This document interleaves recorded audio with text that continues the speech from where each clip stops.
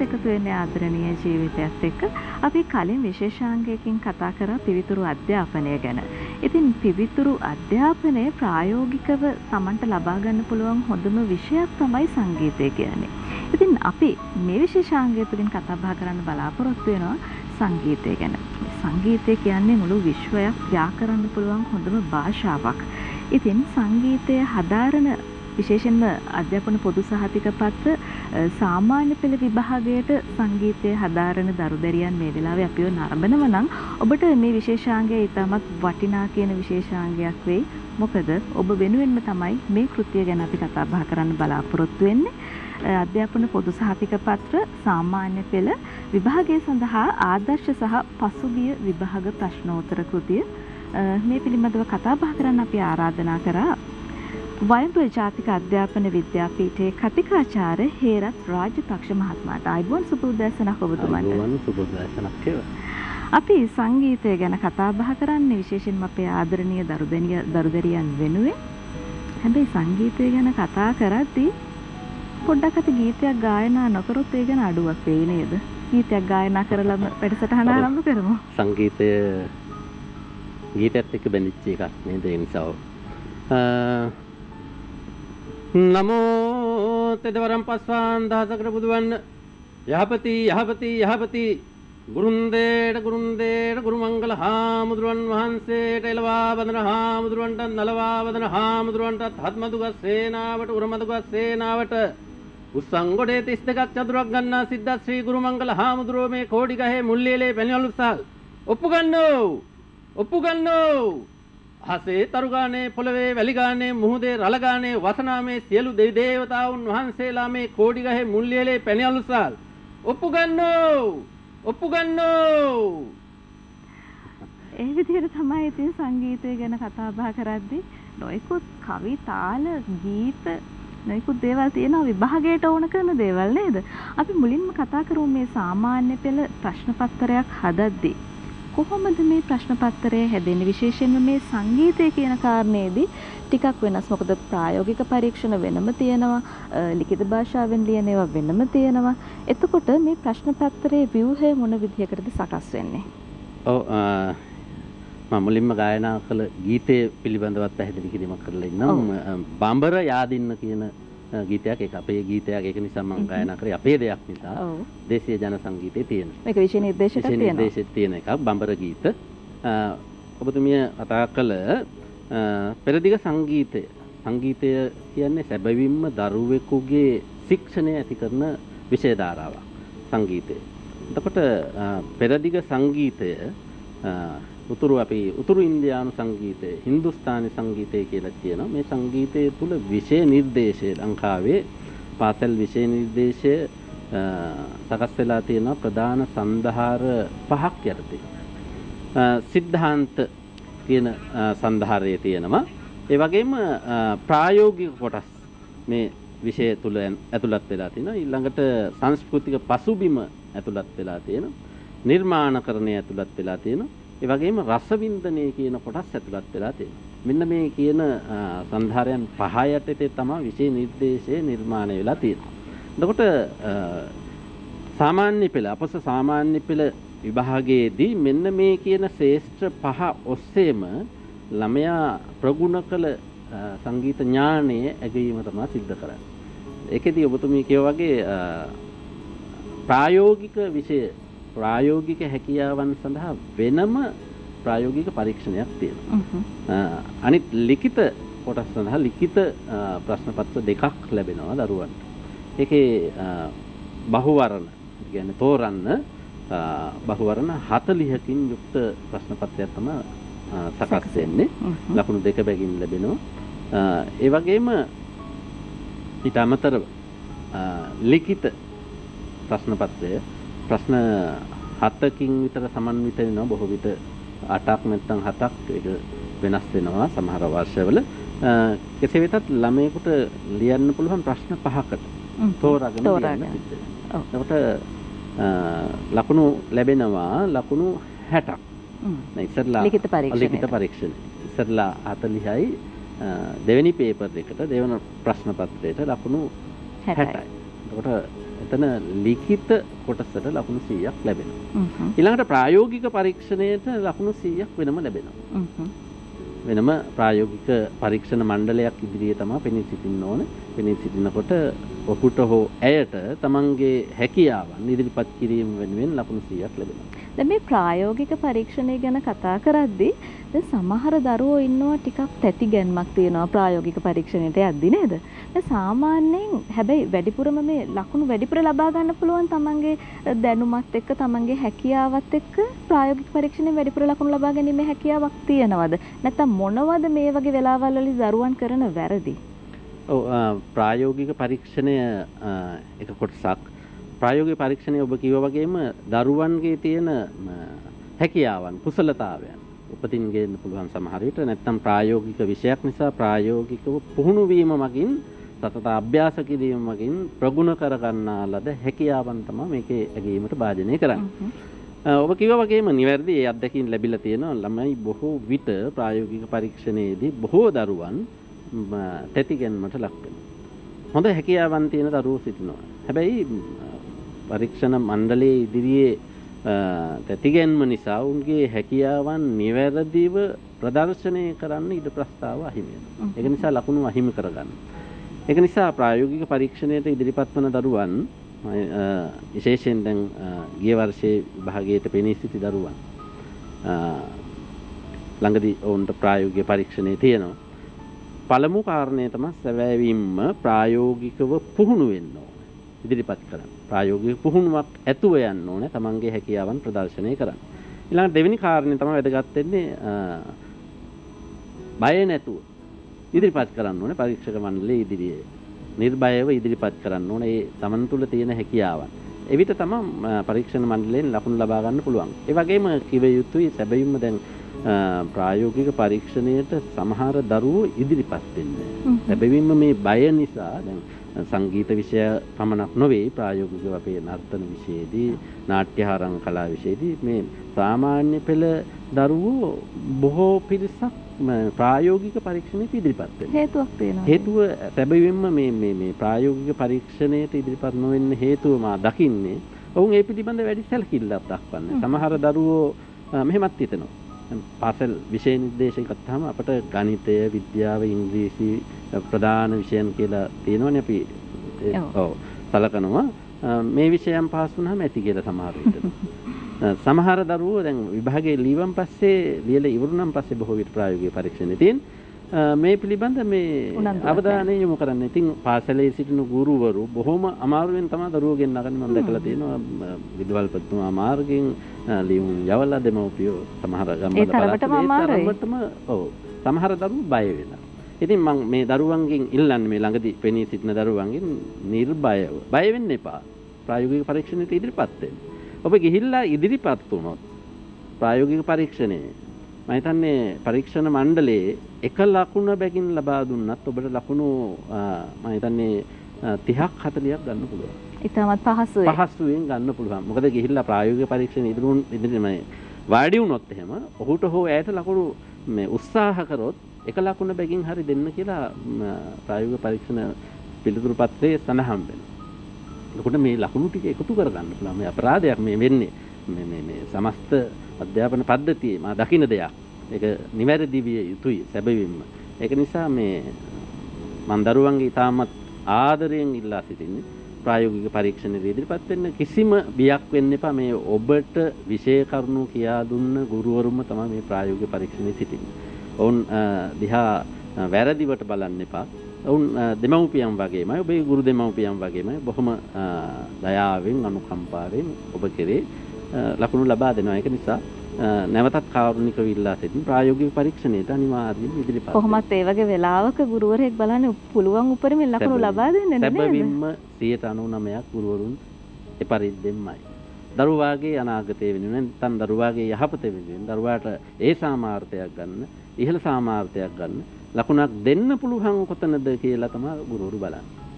දැන් ප්‍රායෝගික පරීක්ෂණය ගැන කතා කරද්දී කතිකාචාර්යතුමා දැන් මේ ජන සංගීතය කියන දේ තියෙනවා. ඉන්දියානු සංගීතය කියන දේත් ගැබ් වෙලා තියෙනවා. හින්දුස්තානි සංගීතය. එතකොට දැන් මේ හින්දුස්ථානි සංගීතය ගත්තහම ගසල් කියලා දෙයක් තියෙනවා මේ වගේ නොයෙකුත් රිද්මයන් තියෙනවා නේද මේ ගීත තුල. අපි පොඩ්ඩක් උදාහරණයක් අරගෙන පෙන්නමු. දැන් ගසල් ගීත මම හිතන්නේ බොහොම ශෘංගාරයට බර ගායන ශෛලියක්.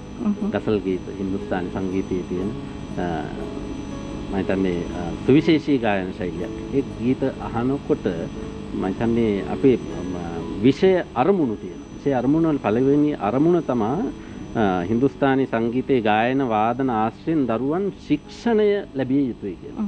මේ ගීත ශ්‍රවණය කිරීම මගින් නිවැරදිව භාවිත කිරීම මගින් දරුවන් තුළ ශික්ෂණයක් උත්පාදනය විය යුතුයි. ඒ පරිද්දෙන් මේ පන්ති කාමරයට යා යුතුයි. පොඩි කොටසක් කියන්නම්. संगीत बांधलत नहीं सा शामी हम कैसे गुसारी मुझे याद नहीं शामी हम कैसे गुसारी मुझे याद नहीं මේ ශ්‍රවණය කරනකොට ඔබට දැනෙනවා ඇති දැන් ඒ තුල තියෙන්නේ බොහොම ශික්ෂණයක් තියෙනවා. දැන් රාගයක් ගත්තත් රාග අපේ සංගීතයේ ප්‍රධානම දරුවන් මේ රාගයක් ගායනා කරනකොට මෙහෙම බිම වාඩි වෙනවා. වාඩි වෙලා තමයි මේ ගායනා කරන්නේ. ගුරුවරුන් පුහුණු කරන්නේ. මේ වාඩි වීම තුලත් දරුවන් තුල පුදුමාකාර ශික්ෂණයක් ඇති කරනවා. දැන් හැබැයි ඒ තුලින් ජීවිතය හැඩගස්සා ගන්න පුළුවන් වෙනවා. මේ මම කියන්නේ දැන් මේ ප්‍රශ්න පත්‍රයට ලිවීම පමණක් නෙවෙයි සංගීතය කියන්නේ මේ ජීවිතේ ජය ගන්න පුළුවන් විෂය ධාරාවක්. අර අපි කලින් කතා කර මාතෘකාව වගේ පිවිතුරු අධ්‍යාපන ක්‍රමයක්. සැබවින්ම පිවිතුරු අධ්‍යාපන ක්‍රමය සැබවින්ම මේ ජීවිතේට මේක බද්ධ කරගන්න ඕනේ. මොකද මේ ගීත රස වින්දනය කියන්නේ මේ දැන් විඳිනවා සමහරු. හැබැයි මේ ජීවිතේට මේක බද්ධ කරගන්න සංගීතය කියන දේ. නිකන් මෙහෙන් අහලා මෙහෙන් පිට කරාට වැඩක් නැහැ. ඔක අමරදේව මහත්මයා අපේ අමරදේවයන් කියලා තියෙනවා සංගීතය මේ හදින් මනසින් රස විඳිනුවේ සංගීතය. අතගා බැලිය නොහෙන, ඇසගා බැලිය නොහෙන හුදෙක් සවන් පතින් නුරා හදින් මනසින් රස විඳිනුවේ සංගීතය කියන්නේ. මේ සංගීතය විඳින්න නම් හොඳ හදවතක් තියෙන්න ඕන. හොඳ මනසක් තියෙන්න ඕන. දැන් ඔකනේ නැත්තේ. නේද? සමාජය තුල දරුවන් තුල බොහෝ අය තුල වර්ධනය කළ යුතු දේ ඔය. පාසල් අධ්‍යාපනය තුලින් හදවතත් ඕනේ මනසත් ඕනේ. දැන් අධ්‍යාපන ක්‍රමයත් එක්ක අපි බොහෝ විට වර්ධනය වෙන්නේ මනසනේ. ඒක නිසා ගැටලුවක් තියෙනවා. ඔබතුමී කීව කතන්දරේ අර ප්‍රායෝගිකව අධ්‍යයනය කිරීම මගින් බොහොම ශික්ෂණයක් ලැබෙනවා. වාඩි වෙන විදිය, ඉඳ ගන්න විදිය මේකෙදි තව කාරණාවක් කිය යුතුයි අකමැත්තෙන් වුවත්. ප්‍රායෝගික පරීක්ෂණයට යනකොට විශේෂයෙන් සමහර අවස්ථාවලදී මම අත්දැකලා තියෙනවා අපේ දරුවෝ ඊට සුදුසු ඇඳුමක් රැගෙන යන්න ඕනේ ප්‍රායෝගික පරීක්ෂණ මණ්ඩලයක් ඉදිරියට යනකොට. බිම වාඩි වෙන්නේ. ඒ නිසා ප්‍රායෝගික පරීක්ෂණ මණ්ඩලයක් ඉන්නේ. විශේෂයෙන් ගැහණු දරුවන්. විශේෂයෙන් ගැහණු ළමයි. මොකද මේ අත්දැකීමෙන් මම මේ කියන්නේ බොහෝ දරුවෝ මේ කාරණා දන්නේ නැහැ.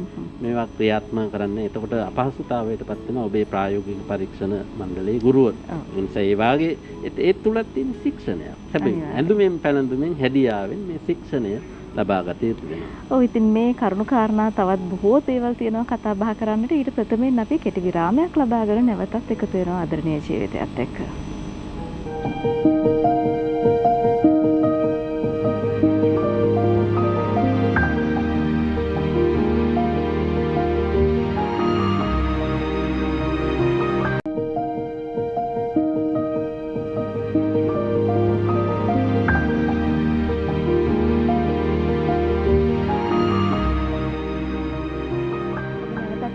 ජීවිතයත් එක්ක එකතු වෙන්නේ අපි කතා බහ කරමින් හිටියේ සංගීතය විෂය පිළිබඳ විශේෂයෙන්ම අධ්‍යාපන පොදු සහතික පත්‍ර සාමාන්‍ය පෙළ ආදර්ශ සහ පසුගිය විභාග ප්‍රශ්නෝත්තර පිළිබඳව ලියවුණු මේ කෘතිය පිළිබඳව කතා බහ කරමින් සිටියේ එහි ලේඛක කතිකාචාර්ය හේරත් රාජපක්ෂ මහත්මයාත් එක්ක. දැන් අපි විරාමයට කලින් කතා කරා මේ ප්‍රායෝගික පරීක්ෂණයට දරුවන් මුහුණ දෙන්නේ කොහොමද කියන කාරණය. කතිකාචාර්යතුමා මම දැනගන්න කැමතියි මේ ලිඛිත පරීක්ෂණය කියන්නේ දරුවන්ට ලකුණු ලබා ගැනීමේ යම්කිසි ක්‍රමවේද තියෙනවා. සමහර වෙලාවට මේ වගේ අවස්ථාවලදී දරුවෝ අතින් යම්කිසි වැරදි සිද්ධ වෙනවා. කොහොමද මේ වැරදි අඩුපාඩු මග හැරගෙන දරුවන් සාර්ථකව මේ ලිඛිත පරීක්ෂණයට මුහුණ දෙන්නේ? ඔව් ලිඛිත පරීක්ෂණය ඉතාමත් වැදගත් දරුවන්ට. මම ඉස්සෙල්ලා කිව්වා වගේම ලකුණු 60ක් හම්බ වෙනවා. ලිඛිත පරීක්ෂණයේදී තමන් ඉගෙනගත්තු විෂය කරුණු නැවත ඇගීමට තමයි ලක් කෙරෙන්නේ. විශේෂයෙන් වැදගත් වෙනවා තමන් ලියන්න ගන්න ප්‍රශ්න පත්‍රය පිළිතුරු පත්‍රයේ ලියන්න ගත්තයින් පස්සේ සිදු කරන වැරදි කීපය මම හඳුන්වා දෙන්නම් පැහැදිලි කරන්නම්. දරුවෝ බොහොම කලබල වෙනවා. ඉස්සෙල්ලාම ප්‍රශ්න පත්‍රය ලැබුණායින් පස්සේ ඒකේ තියෙන ප්‍රශ්න පත්‍රයේ තියෙන උපදේශ ටික හොඳින් කියවන්න ඕන. පළවෙනි කාරණේ ඒක. උපදේශ අනුව තමයි කටයුතු කරන්න ඕනේ. උපදේශ ටික කියවලා ඒ අනුව ඒ පිළිපැදලා කටයුතු කරත් ලකුණු ලබා ගන්න පුළුවන්. සමහරලාට වෙලාව යනවායි කියලා උඩින් කියලා හරියන්නේ නැහැ නේද? ඒක ගැලපෙන්නේ නැහැ. මොකද උපදේශ අනුව තමයි පිළිතුරු සැපිය යුතු වෙන්නේ.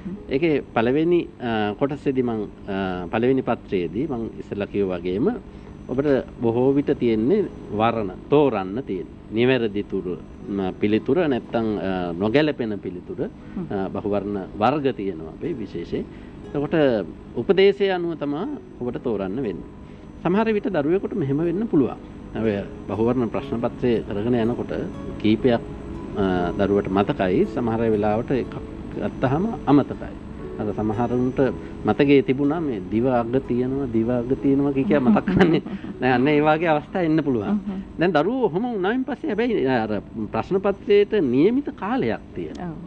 නියමිත කාලයක් තියෙනවා. පැයක් නම් පැයයි. පැය දෙකක් නම් පැය දෙකයි. ඒ පැය දෙක ඇතුළත අවසන් කළ යුතුයි. දරුවෝ එහෙම කල්පනා කර ඉන්න ගියපුවාම හැබැයි මොකද වෙන්නේ? දැන් ප්‍රශ්න 10කට විතර පිළිතුරු සපයලා. හැබැයි තව තියෙනවා 30ක්. එතකොට එක ප්‍රශ්නයක හිර වෙලා හිටපුවාම අනිත් 30ට පිළිතුරු සපයන්න බෑ.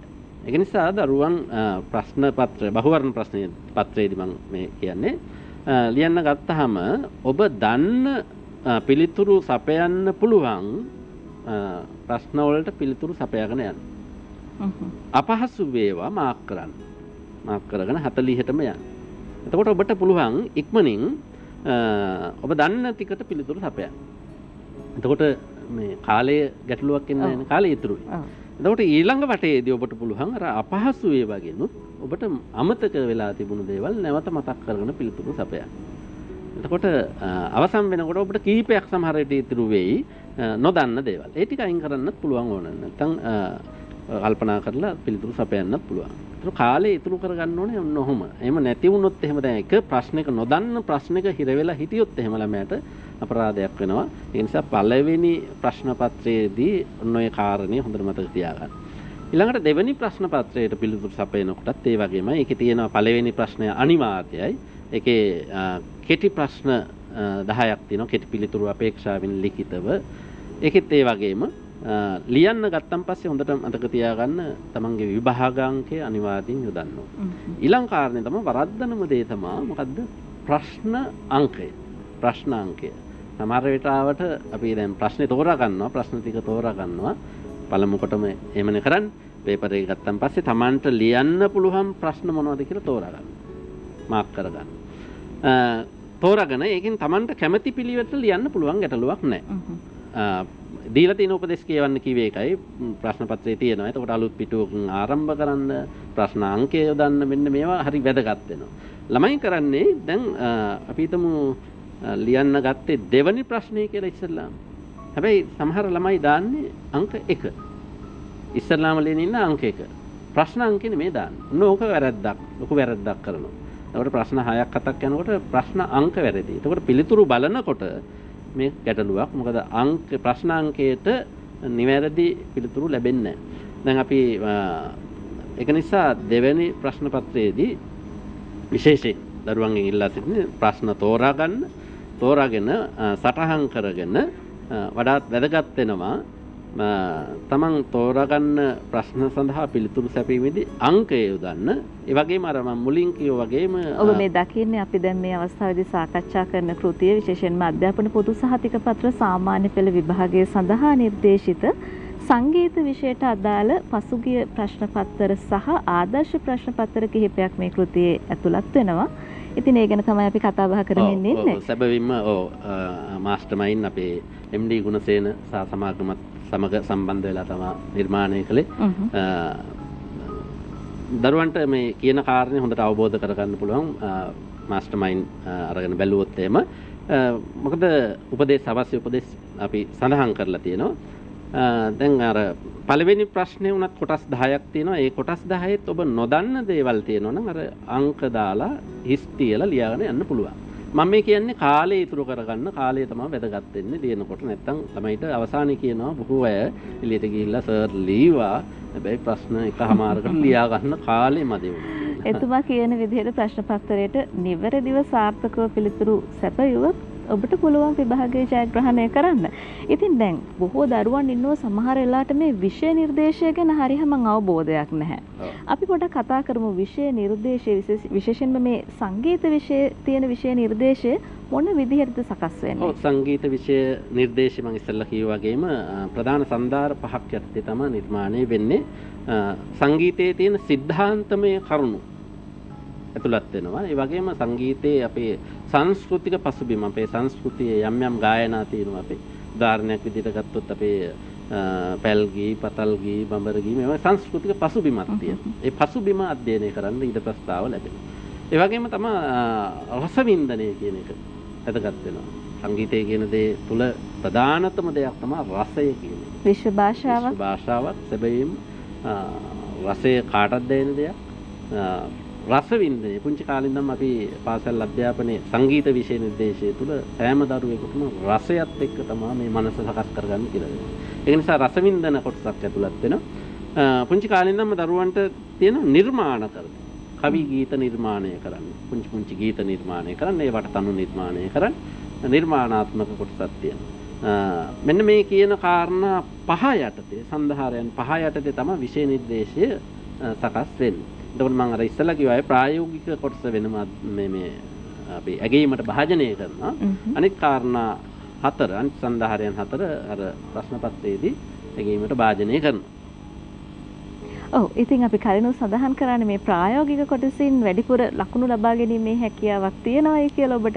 ඉතින් අපි කැමති ප්‍රායෝගික කොටසේ තවත් ඔබතුමාගෙන් ඒ පිළිබඳව යමක් දැනගන්න. විශේෂයෙන්ම අපි සරල ගී කියලා කියනවා, නොයෙකුත් ගීත වර්ග, ජනගී මේ හැම දෙයක්ම ඇතුළත් වෙනවා. ඔව් විෂය නිර්දේශයේ තියෙනවා ගීත බොහෝ ගීත තියෙනවා. අපි ඉස්සෙල්ලා කිව්වා ගසල්, කව්වාලි, භජන්, හින්දුස්තානි සංගීත. ඒ වගේම අපේ දේශීය සංගීතයේ යටතේ අපේ විවාහාරික සංගීතය කියනවා. සරල ගීත තියෙනවා. නාට්‍ය ගීත තියෙනවා. දෘශ්‍ය කාව්‍ය ගීත. අපි සරල ගීතයක කොටසක් ගායනා කරමු. සරල ගීත අපි කොටසක් අපේ සරල ගීත තියෙනවා මව්ගුණ ගීත, පියගුණ ගීත, උපදේශාත්මක ගීත. ඒ වගේ ගීත බොහොමයක් ඇතුළත් වෙලා තියෙනවා. උපදේශාත්මක ගීතයක කොටසක් කියන්නම් මේ මව්පියෝ ආදී සොඳුරු තමාගේ කුල දෙටුවන් සෑමා මව්පියෝ ආදී සොඳුරු තමාගේ කුල දෙටුවන් සෑමා යෝග්‍ය වූ කාලේ නොමද ප්‍රේමිනී යෝග්‍ය වූ කාලේ නොමද ප්‍රේමිනී ගෞරවයෙන් පිදුමා යුතුවේ කුල දෙටුවන් සෑමා. ඒ විදිහට තමයි සරල ගීතුමා ගායනා කරන්නේ. ඉතින් මම අවසාන වශයෙන් ඔබතුමාගෙන් දැනගන්න කැමතියි මේ විභාගයට පෙනී සිටින දරුවන් වෙනුවෙන් ඔබතුමා මොන වගේ උපදේශයක්ද ලබා දෙන්න කැමතියි? ඔව් විභාගයට පෙනී සිටින දරුවන්ට මා නැවතත් ඉල්ලා සිටින්නේ මේ විභාගයේ කොටස් දෙකක් අපි මම ඉස්සෙල්ලා කිව්වා වගේම ප්‍රායෝගික කොටසක් වගේම සිද්ධාන්ත නැත්තම් ලිඛිත කොටසක් තියෙනවා. ඒ නිසා හොඳ මානසිකත්වයකින් යුතුව ලිඛිත කොටසට පුහුණු වෙන්න ප්‍රශ්න සඳහා පිළිතුරු ලිවීම අවශ්‍ය වෙනවා. අපි ආදර්ශ ප්‍රශ්න සඳහා පිළිතුරු සැපයීම අවශ්‍ය වෙනවා. ඒකේ පිළිතුරු නිවැරදිද කියලා බලා ගන්න වෙනවා. මෙහෙම පුහුණුව ලැබපුවාම තමයි ඒකට හුරු වෙන්නේ. ඊළඟට කාලයක් නිශ්චිත කාලයක් තුල ලියන්න පුහුණු වෙන්න. ප්‍රායෝගික ප්‍රශ්න පත්‍රයට ප්‍රායෝගික මුහුණ දීමේ හැකියාව ඔබ තුල වර්ධනය වෙන්නේ ඒ තුලින්. එමෙ නැතුව මේ ප්‍රශ්න පත්‍ර සඳහා පිළිතුරු ලියන්නේ නැතුව එකපාරම විභාගයට වාඩි වෙලා ලියන්න ගියොත් එහෙම ඔබ අපහසුතාවයටපත් වෙනවා. ඒ නිසා ආදර්ශ ප්‍රශ්නෝත්තර සඳහා ප්‍රශ්න පත්‍ර සඳහා පිළිතුරු සපයන්න ලියන්න හරි වැරදි බලන්න. ඒක වඩාත් වැදගත් වෙනවා. ඊළඟට ප්‍රායෝගික පරීක්ෂණයටත් පුහුණු වෙන්න. අනිවාර්යෙන් ඔබ ඔබේ පාසලේ ගුරුතුමා ගුරුතුමිය මුණ ගැහෙන්න. ඔවුන් සැදී පැහැදී සිටිනවා ඔබට මේ පුහුණුව ලබා දෙන්න. අත්‍යවශ්‍යයි. ඒ පුහුණුවත් එක්ක තමයි ඔබට ජයග්‍රහණය ලබා ගන්න පුළුවන් වෙන්නේ. හැබැයි මේ දෙකම කළ යුතු වෙනවා. දෙකම කළ යුතු වෙනවා. මම ඉස්සෙල්ලා කිව්වා වගේ දරුවෝ ප්‍රායෝගික පරීක්ෂණයට පෙනී නොසිට ප්‍රතිඵලයක් අපේක්ෂා කරනවා. ඒක යහපත් ප්‍රතිඵලයක් වෙන්නේ නැහැ. ඒක නිසා මේ කොටස් දෙකටම ඔබ පෙනී සිටියොත් ඔබට විශිෂ්ට ජයග්‍රහණයක් ලබා ගන්න හැකියාව ලැබෙනවා. ඔව් ඒ විදිහට විශිෂ්ට ජයග්‍රහණයක් ලබා ගන්න නම් මෙතුමා සඳහන් කර උපදෙස් පිළිපැද්දොත් අනිවාර්යයෙන්ම විශිෂ්ට ජයග්‍රහණයක් ඔබට ලබා ගන්න පුළුවන්. අපි දැන් මේ වැඩසටහනේ නිමාවට ඇවිත් තියෙන්නේ. ඉතින් බෙහෙවින්ම ස්තුතිවන්ත වෙනවා ඔබතුමාට අපිත් එක්ක කතා බහ කරන්න ආවට. ඒ වගේම ඔබටත් යම්කිසි ගැටලුවක් තියෙනවා නම් එතුමට කතා කරන්න පුළුවන් දුරකථන අංකය 071 800යි 25යි 74 071 800යි 25යි 74 කතිකාචාර්ය හේරත් රාජපක්ෂ මහත්මයා බොහොම ස්තුතියි අපිත් එක්ක කතා බහ කරන්න ආවට. ආයුබෝවන් සුබ දවසක් ප්‍රාර්ථනා කරනවා. මම ආරාධනා කරාට සියත රූපවාහිනී සියලුම දෙනාට මගේ ගෞරවය ප්‍රණාමය ස්තුතිය පුරවනවා. බොහොමත් ස්තුතියි. බොහොම ස්තුතියි. ආයුබෝවන්. ඉතින් අද ආදරණීය ජීවිතය තුලින් සමුගෙන යන්නයි සූදානම් වෙන්නේ. හැබැයි හෙට දිනේදීත් නැවත උදෑසන 8 සිට 11 වෙනකන්ම ඔබ මුණ ගැහෙන විශේෂාංග බොහොමයක් සමුගෙන එන්න සූදානමින් ඉන්නවා. ඉතින් අදට අපි සමුගන්නවා වෙන ප්‍රාර්ථනා කරන ඔබට ජයග්‍රාහී දවසක් වේවා කියලා.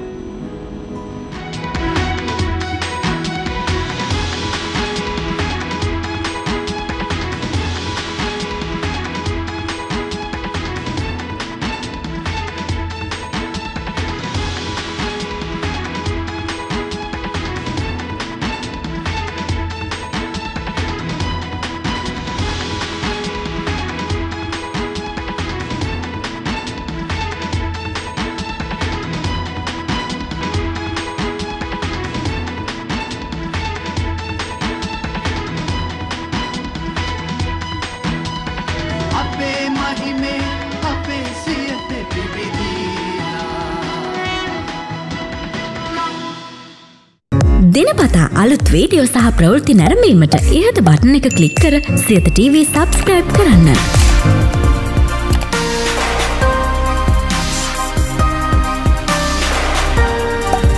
අලුත් වීඩියෝ ගැන මුලින්ම දැනගන්න මෙම සීනුව ක්ලික් කරන්න.